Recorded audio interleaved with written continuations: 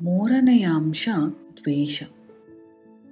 ದ್ವೇಷ ಬೀಜ ಒಂದು ಇದ್ದರೆ ಒಬ್ಬ ವ್ಯಕ್ತಿಯ ಜೀವನ ಪೂರ್ತಿ ವ್ಯರ್ಥ. ಪ್ರತಿಯೊಬ್ಬರೂ ದ್ವೇಷ ಅನ್ನೋ ವಿಷಯದ ಬಗ್ಗೆ ತುಂಬ ಜಾಗರೂಕತೆಯಿಂದ ಇರಬೇಕು.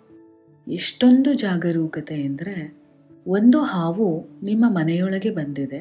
ನೀವು ಆ ರಾತ್ರಿ ಹಾಯಾಗಿ ಎಂದಿನಂತೆ ನಿದ್ದೆ ಮಾಡಲು ಸಾಧ್ಯನಾ?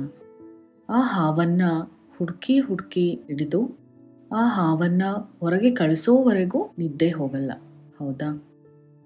ಈ ದ್ವೇಷ ಬೀಜವು ಯಾರ ಮೇಲೆ ನಿಮಗಿದೆಯೋ ಅದು ಈ ಜನ್ಮದಲ್ಲಿಯೇ ಅಲ್ಲದೆ ಮರುಜನ್ಮದಲ್ಲಿಯೂ ಕೂಡ ನಿಮಗೆ ತೊಂದರೆ ಕೊಡುತ್ತೆ. ಶಿರ್ಡಿ ಬಾಬಾರ ಪಾರಾಯಣ ಗ್ರಂಥದಲ್ಲಿ ಈ ವಿಷಯ ಎಷ್ಟೊಂದು ಚೆನ್ನಾಗಿ ಮೂಡಿ ಬಂದಿದೆ. ತುಂಬಾ ಜನ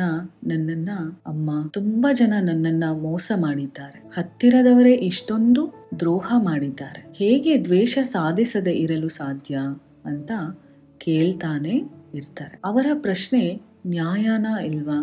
ನೀವು ಹೇಳಿ. ಹೋಗ್ಲಿ, ಅವರನ್ನ ದ್ವೇಷಿಸೋದ್ರಿಂದ ನಿಮಗಾದ ನಷ್ಟ ಲಾಭವಾಗೋಗತ್ತಾ? ದ್ವೇಷ ನಿಮ್ಮಲ್ಲಿದ್ದಾಗ ಮೊದಲು ನಷ್ಟವಾಗೋದು ಯಾರು? ತುಂಬ ಆಲೋಚಿಸಿ. ನೀವೇ ಅಲ್ವಾ? ಸರಿಯಿಲ್ಲದ ಸಂಸ್ಕಾರಗಳಿಂದ ನಷ್ಟವಾಗೋದು ನೀವಾ ಅವರ? ಇದರಿಂದ ಕಾನ್ಸ್ಟಂಟ್ ಆಗಿ ಎನರ್ಜಿ ಲಾಸ್ ಆಗ್ತಾನೇ ಇರುತ್ತೆ. ನೀವು ಊಟ ಮಾಡುವಾಗ, ನೀರು ಕುಡಿಯುವಾಗ ಕೂಡ ದ್ವೇಷ ಭಾವನೆಗಳು ನಿಮ್ಮಲ್ಲಿದ್ದರೆ ನಿಮ್ಮ ಶರೀರದಲ್ಲಿರುವ ಪ್ರತಿ ಅಣುವು ನೆಮ್ಮದಿಯಾಗಿ ಆ ದ್ವೇಷಕ್ಕೆ ಸ್ಪಂದಿಸಲು ಪ್ರಾರಂಭ ಮಾಡುತ್ತೆ. ಎನರ್ಜಿ ಬಾಡಿಲಿರೋ ಚಕ್ರಗಳೆಲ್ಲ ಸಂಕುಚಿತಗೊಳ್ತವೆ. ಈ ದ್ವೇಷ ಭಾವನೆಯಿಂದ ಹೆಚ್ಚು ನಷ್ಟವಾಗೋದು ನೀವೇ ಅಂತ ತಿಳಿದುಕೊಂಡಾಗ ದ್ವೇಷವನ್ನ ತಪ್ಪದೆ ಮನಸ್ಸಿನಿಂದ ತೆಗೆದು ಹಾಕ್ತೀರ, ಹೌದಾ? ಪ್ರತಿನಿತ್ಯ ನಿಮ್ಮ ಭಾವನೆಗಳನ್ನು ಜಾಗರೂಕತೆಯಿಂದ ಗಮನಿಸಿಕೊಳ್ತಾ ಇರಬೇಕು. ನಿಮ್ಮ ಮನಸ್ಸಿನಲ್ಲಿ ದ್ವೇಷ ಬೀಜವನ್ನು ತೆಗೆಯೋ ಒಂದು ಮಹಾಮಂತ್ರ ಹೇಳ.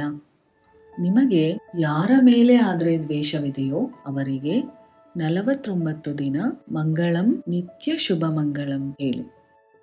ನಂತರ ಅವರ ಬಗ್ಗೆ ಮನಸ್ಸಲ್ಲಿ ಮೂಡೋ ಭಾವನೆಗೆ ನೀವೇ ಆಶ್ಚರ್ಯ ಪಡ್ತೀರ. ನಿಮ್ಮ ಮನಸ್ಸು ಮೃದುವಾದ ಹತ್ತಿಯಂತಾಗತ್ತೆ, ಕರ್ಮವನ್ನ ಹೆಚ್ಚಿಸಿಕೊಳ್ಳಲ್ಲ.